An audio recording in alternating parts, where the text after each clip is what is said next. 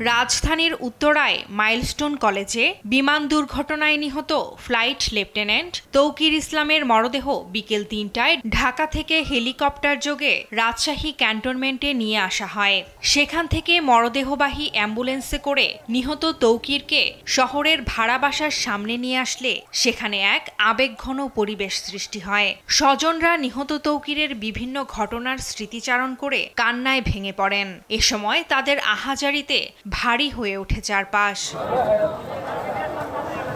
বিকেল ৪টা ২০ রাজশাহী মুক্তিযুদ্ধ স্মৃতি স্টেডিয়ামে তার জানাজার নামাজ অনুষ্ঠিত হয়। জানাজার আগে ফ্লাইট লেফটেন্যান্ট তৌকির ইসলামের জীবনী পড়ে শোনানো হয়। এ সময় সন্তানের জন্য দোয়া চান তৌকিরের বাবা তহুরুল ইসলাম।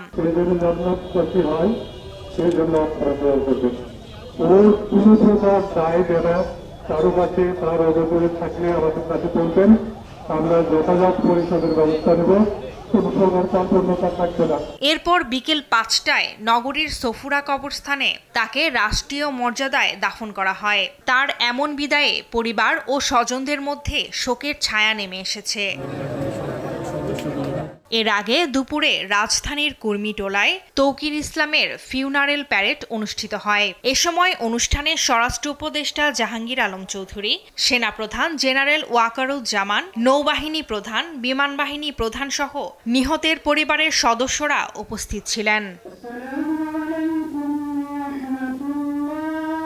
ফারজানা আফরোজ টুম্পা, নিউজ ডেস্ক, দেশ টিভি।